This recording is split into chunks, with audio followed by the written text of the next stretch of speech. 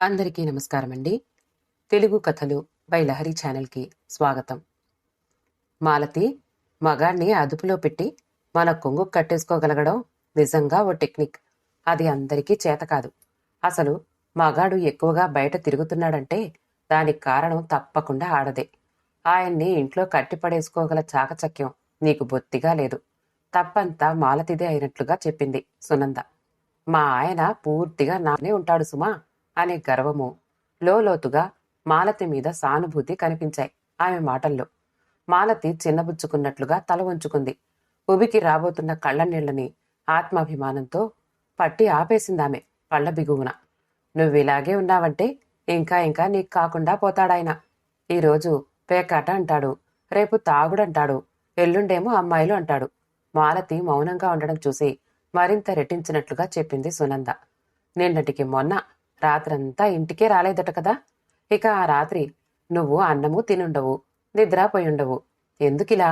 అసలు నీ వయసు ఎంతనే? మీ అత్తా మావలైనా మందలించవద్దు కొడుకుని ఈసడించుకున్నట్లుగా అంది.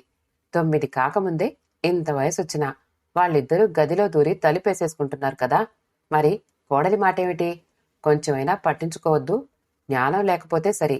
సునంద వాగ్ధోరణి నిరాటంకంగా సాగిపోతోంది. దెబ్బతిన్నట్లుగా సునంద వైపు చూసింది మాలతి. వాళ్లు మాత్రం ఏం చేస్తారు సునంద? అడ్డాల నాటి బిడ్డడు కాదు కదా. అప్పటికి మావయ్య గారు 2-3 సార్లు చెప్పబోతే నాకు తెలుసు నేనెలా ప్రవర్తించాలో. నన్ను అదుపులో పెట్టాలని చూడకండి అంటూ విదిలించేశారైనా. ఇక అప్పట్నుండి మావయ్య గారు కాని అత్తయ్య గారు కాని ఏమీ చెప్పాలని చూడరు దిగులుగా చెప్పింది మాలతి.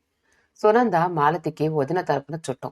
ఈ ఊళ్ళోనే ఉంటుంది కదా అని వదిన ఆదేశించింది. అప్పుడప్పుడు వెళ్లి మాలతిని చూడమని, కంపెనీ ఇవ్వమని. భార్యాభర్తలిరువురు తరచుగా వస్తూ ఉండడంతో 2 కుటుంబాల నడుమ చనువు పెరిగింది. అందున సునంద మాలతి మరింత దగ్గరయ్యారు. ఆ చనువుతోనే సునంద మాలతిని మందలిస్తోంది భర్తని అదుపులో ఉంచుకోమని. ఆ రాత్రి చాలాసేపటి దాకా నిద్ర పట్టలేదు మాలతికి.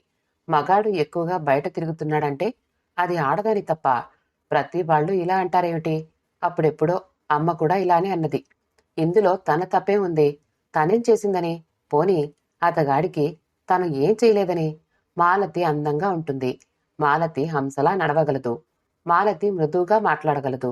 మాలతి గొప్పగా ప్రేమించనుగలదు. అసలు ఆ అమ్మాయిని చూసిన వాళ్ళెవ్వరైనా సరే ఇట్టే ఆకర్షింపబడతారు, ఇట్టే అభిమానిస్తారు, ఇట్టే ప్రేమిస్తారు. నిజానికి గోపికి కూడా మాలతంటే ఇష్టమే, ప్రేమిస్తాడు కూడా. అయితే ఇంటికి త్వరగా ఎందుకు రారు అన్న మాలతి నిత్య ప్రశ్నకు వచ్చి ఏం చెయ్యాలి మాలతి? నా ముఖం నువ్వు, నీ ముఖం నేను చూసుకుంటూ కూర్చోవడం తప్ప ఏదో ఆఫీస్లో రొటీన్గా పని చేసుకుంటూ ఉంటాను కదా. కాస్త రిలాక్సేషన్ కోసం క్లబ్కు వెళ్ళాను. పేకాడుకోవడానికే కదా వెళ్తున్నాను. మరెక్కడికి వెళ్లడం లేదు. సంతోషించు. ఏదో కొంపలు మునిగిపోయినట్లుగా ఆ ఏడుపు ముఖం ఏమిటి అంటాడతను. ఒక్కొక్కసారి ఇవే మాటలు మెల్లిగాను చెప్తాడు. మరోసారి విసురుగాను చెప్పి బయటికి వెళ్ళిపోతూ ఉంటాడు. అది అప్పటి అతడి మూడ్ని బట్టి ఉంటుంది. మాలతికి ఏడుపొచ్చేస్తుంది. ఇంటికొచ్చి ఏం చెయ్యాలి అంటే తనేం చెప్పగలదు? పెళ్లి అంటే మాలతికి ఓ నిర్దిష్టమైన అభిప్రాయం ఉండేది. భార్యాభర్తలిరువురు ఒకరినొకరు అర్థం చేసుకుంటూ ఓ అవగాహనతో సామరస్యంగా జీవించాలి అని. అతడి లోపాలను తన లోపాలను అతడు భరించి సరిదిద్దుకుంటూ అన్యోన్యంగా బ్రతకాలని ఎన్నో అనుకునేది. తన పుట్టింట్లో ఆమె తల్లిదండ్రుల నడుమ, అన్నా వదినల నడుమ ఇలాంటి దాంపత్యాన్ని చూసింది. అతడు సాయంత్రం త్వరగా వచ్చేస్తే ఇద్దరూ కలిసి ట్యాంక్ బండ్ మీదకెళ్లి సరదాగా కబుర్లు చెప్పుకోవాలని ఉంటుంది మాలతికి. కాని అతడు ఏనాడు రాత్రి 12 ముందు ఇంటికి రాడు. చీకటికి వీడ్కోలు చెప్తూ వెలుతురికి స్వాగతం చెప్తున్నా ఆ సంధ్యవేళ డాబా మీద చలిలో అతడితో పాటు కూర్చుని వేడి వేడి కాఫీ తాగాలని ఉంటుంది మాలతికి. కాని అతను ఎన్నడూ 9 తక్కువ నిద్రలేవడు. ఎప్పుడైనా అతడు మూడ్లో ఉండగా చూసి ఈ విషయాలు చెప్తే, బొత్తిగా నవల్లోల్లా మాట్లాడకు మాలతి, వాస్తవంలో జీవించడానికి ప్రయత్నించు అంటాడు. ఒక్కసారిగా రసాతలంలోనికి జారిపోయినట్లుగా అనిపించేస్తుంది మాలతికి ఓసారి. ఏవండి, సాయంత్రం వస్తూ వస్తూ మల్లెలు తీసుకురారు చెప్పింది మాలతి సిగ్గుగా. మాలతి, ఆఫీస్ అయిన తర్వాత ఆ హడావిడిలో నాకు గుర్తుండకపోవచ్చు. ఇంటి వద్ద అమ్ముతాయి కదా మల్లెలు, ఇక్కడే కొనుక్కో. బీరువాలో డబ్బులున్నాయి. నీకేం కావాల్సొచ్చినా తీసి ఖర్చు పెట్టుకో చెప్పి రివ్వున దూసుకుపోయాడు స్కూటర్లో. నీరసం వచ్చింది. మల్లెలు తను కొనుక్కోలేకనే అడిగిందా? అతడి చేత్తో తన కోసం మల్లెలు తీసుకొస్తే అసలు ఆ భావనే ఎంత మధురంగా ఉంది. నేను ఎంత పనిలో ఉన్నా నువ్వు నా మనసులోనే ఉన్నావు సుమా అని చెప్పక చెప్పినట్లవుతుంది. ఇంత చిన్న విషయం అతడికి ఎందుకు అర్థం కాదు? అతడి ప్రాక్టికాలిటీ, తన ఈస్థెటిక్ సెన్స్కి పొత్తిగా పొత్తు కుదరక ఇలాంటి చిన్న చిన్న కోరికలన్నీ గగన కుసుమాలైపోయాయి మాలతి జీవితంలో. దాంతో క్రమంగా ఇద్దరి మధ్య పెద్ద అగాధం ఏర్పడిపోయింది. మాలతి ఎంత పూడ్చాలని ప్రయత్నించినా రోజురోజుకి అది పెరుగుతూ ఉందే తప్ప ఏమాత్రం తగ్గే సూచనలు కనిపించడం లేదు. సోఫాలో కూర్చుని గోపికి స్వెటర్ అల్లుతోంది మాలతి. మాలతి అద్భుతంగా ఎంబ్రాయిడరీ చేయగలదు. మిగిలిన అన్ని రకాల చేతి పనులు కూడా ఆమె చేతిలో చప్పున తల ఉంచుతాయి. ఎప్పుడూ ఏదో ఒకటి అల్లుతూనో కుడుతూనో ఉంటుంది. అందులో కొత్త కొత్త ప్రయోగాలు చేస్తూ ఉంటుంది. భర్త కోసం ఎదురు చూస్తూ గోళ్లు గిల్లుకుంటూ కూర్చుందామె. మనసు ఆలోచిస్తూ ఉన్నా చేతులు మాత్రం పని చేస్తూనే ఉంటాయి. ఒక విధంగా ఈ ఆర్టిస్టిక్ హ్యాండ్ అనేది లేకపోతే మాలతికి ఈ పాటికే పిచ్చి పట్టేసుండేదేమో. అమ్మా మాలతి, కాసిన్ని మంచినీళ్లు తెచ్చి పెడతావా? ఆఫీస్ నుండి వచ్చి నీరసంగా సోఫాలో కూలబడ్డాడు రాఘవరావు గారు. అలాగే మావయ్య అంటూ చప్పున వెళ్ళి మంచినీళ్లు తెచ్చిపెట్టింది. మీ అత్తయ్య ఏదమ్మా? రాసుకుంటున్నట్లున్నారు మావయ్య. మధ్యాహ్నం మాత్రలు మర్చిపోకుండా వేసుకుందా అమ్మా? వేసుకున్నారు, నేనే ఇచ్చాను. కాఫీ కలపనా మీకు? వద్దులేమ్మా అన్నారు. ఈ పూటకి నేను తెస్తానులేండి మావయ్య, నేను బాగా కలపగలను అంటూ నవ్వింది మాలతి. కోడలి నవ్వులోని అంతరార్థాన్ని గ్రహించి ఆయన కూడా నవ్వేశారు. భార్య చేత్తో కాఫీ కలిపి తెస్తేనే తప్ప ఆయన తాగరు. ఉదయం ఆఫీస్కి వెళ్లేటప్పుడు ఆవిడ ఎదురు రావాలి అంటారు. సాయంత్రం 5ంటికే ఇంటికొచ్చేస్తారు. ఖచ్చితంగా రాగానే ఆవిడ కనిపించకపోతే విలవిల్లాడిపోతారు. ఒక్కపూట ఆవిడ మాత్ర వేసుకోవడం మర్చిపోతే ప్రపంచ యుద్ధం వచ్చినంతగా గొడవ చేసేస్తారు. మాలతికి అతడిని చూస్తూ ఉంటే ఎంతో ముచ్చటగా ఉంటుంది. ఎంత క్రమం తప్పకుండా నడుచుకుంటాడాయన. స్త్రీని ఎంతగా గౌరవిస్తారు. ఇలాంటి వ్యక్తి కడుపున తన భర్త లాంటి వ్యక్తి ఎలా పుట్టాడో అర్థం కాదు మాలతికి. పండిత పుత్ర సుంఠ అంటే ఇదే కాబోలు. ఇలా అనుకుంటూ ఉంటే అప్రయత్నంగా నవ్వొచ్చిందామెకు. ఏమిటమ్మా ఇంకా నవ్వుకుంటున్నావా? కాఫీ తెచ్చిపెట్టవు అన్నాడాయన ప్రతిమాలుతున్న ధోరణిలో. చటుక్కున ఆలోచనలో నుండి బయటపడి వంటగదిలోకి పరుగు తీసింది మాలతి. అక్క, మనిద్దరం సినిమాకి వెళ్తున్నాం. త్వరగా తయారైపో, టికెట్లు తెచ్చేశాను. మా సుప్రీం సినిమా. టికెట్లు ముద్దాడుతూ అక్క వైపు గర్వంగా చూశాడు ప్రవీణ్. వద్దురా, సెకండ్ షోలు నాకు అలవాట్లేదు, నేను రాను చెప్పింది మాలతి. అలవాటేముంది? అన్నీ అందరికీ పుట్టుకతోనే అలవాటవుతాయా? నీకు కాస్త డైవర్షన్ ఉంటుంది రొటీన్ లైఫ్లో నుండి. బయలుదేరు నవ్వాడు. బావగారు వస్తారేమో. ఏం పర్వాలేదు, నువ్వు రోజంతా ఆయన కోసం ఎదురు చూడడం లేదు, ఒక్కరోజుకి ఎదురు చూడగలలే విసురుగా చెప్పి. అసలు వస్తాడో రాడో తెలియదు అంటూ గొణుక్కున్నాడు తనలో తానే. పోనీ వెళ్ళి రారాదుటమ్మా, అబ్బాయి వస్తే నేను వడ్డిస్తానుగా ప్రవీణ్ని సమర్థిస్తూ చెప్పింది అత్తగారు.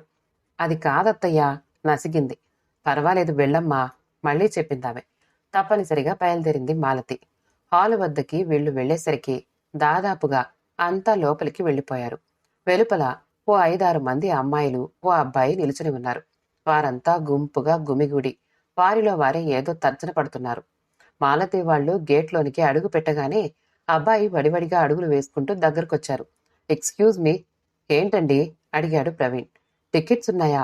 ఉన్నాయండి, ముందే తీసుకున్నాం గర్వంగా చెప్పాడు ప్రవీణ్.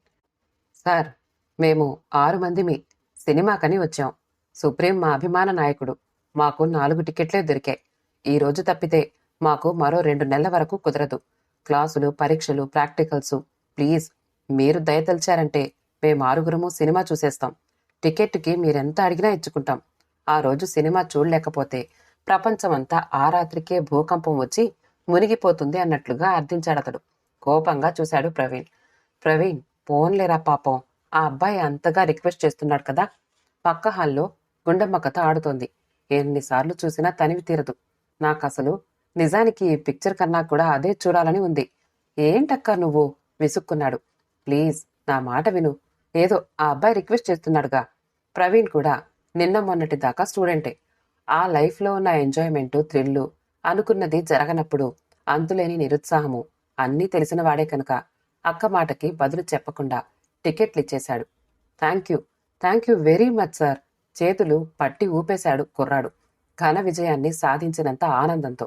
నవ్వుతూ చేతులు విడిపించుకుని, మనీ ఇస్తే వెళ్ళిపోతాం, మరో హాలుకు వెళ్ళాలి చెప్పాడు ప్రవీణ్. ఓ ఐఎమ్ సారీ అంటూ టికెట్ డబ్బులిచ్చాడు ఆ అబ్బాయి. మంచి బేరమే, నువ్వు బాగానే జతపడ్డావు.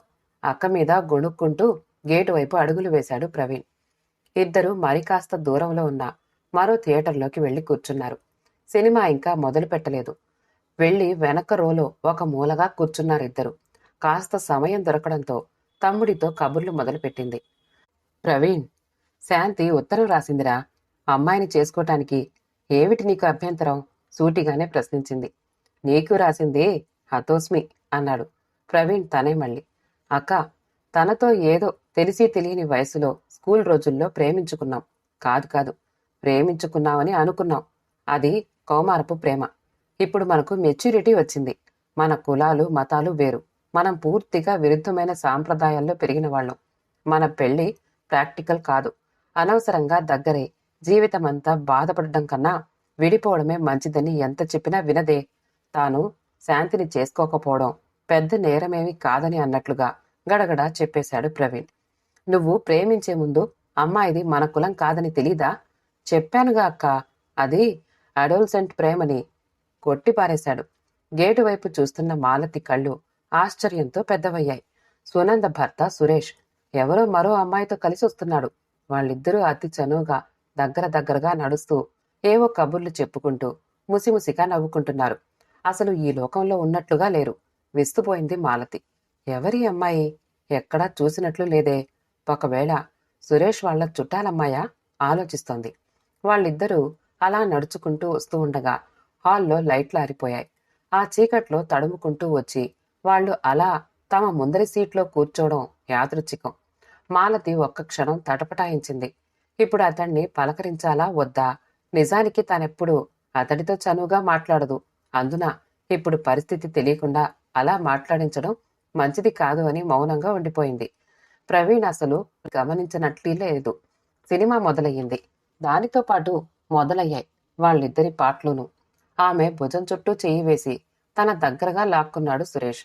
ఆమె చెవిలో ఏదో చెప్పి ఇద్దరు పగలబడి నవ్వుకుంటున్నారు. మధ్యన ఆమె బొగ్గని ముద్దాడుతున్నాడు. జుగుప్సాకరంగా ఉంది మాలతికి. ఇక పైన చూడలేక తమ్ముడి చేయి పట్టుకుని వడివడిగా మరో మూలకి వెళ్లి కూర్చుంది. ఆ సీట్లో కూర్చున్న తర్వాత కూడా ఆమె గుండెలు వేగంగా దడదడగా కొట్టుకుంటూనే ఉన్నాయి. ఏమైంది నీకు? ఎందుకు అట్నుంచి ఇటు లాక్కొచ్చావు? విసుగ్గా ప్రశ్నించి తిరిగి సినిమాలో లీనమైపోయాడు ప్రవీణ్. మాలతి ఎప్పుడో సినిమా చూడ్డం మానేసింది. ఆలోచనలు ఆమె మెదడును చెదపురుగుల్లా తొలిచేస్తున్నాయి. సునంద కళ్ల ముందు నిలిచింది. సునంద భర్త తన అదుపులోనే ఉంటాడని, తన మాట జవదాటడని, తమది అన్యోన్య దాంపత్యమని ఎంతగానో నమ్మి ఉన్న సునంద. మాలతికి ఆ టెక్నిక్ ఏదో తెలియదంటూ పదే పదే నిందించే సునంద. నిద్రాదేవి కౌగిట్లో ఒదిగి ఉన్న వేళ తన భర్త ఆ రాత్రిని సద్వినియోగం చేసుకుంటున్నాడని తెలియని అమాయకురాలు సునంద. ప్రపంచమంతా మోసపూరితంగా తోచసాగింది మాలతి కళ్ళకి. గత సంవత్సరం మేడ్ ఫర్ ఈచ్ అదర్ కాంపిటీషన్లో సునంద వాళ్లకి మొదటి బహుమతి వచ్చిన సంగతి జ్ఞాపకానికొచ్చి మనసంతా కలతబారిందామెకి. ఏమిటమ్మా మాలతి అలా ఉన్నావు? రాత్రంతా నిద్రలేదు కదూ? అలవాటు లేకుండా సెకండ్ షోకి వెళ్లడమేమో. కళ్ళు ఎర్రగా ఉన్నాయి. వెళ్ళి రెస్ట్ తీసుకోకూడదు?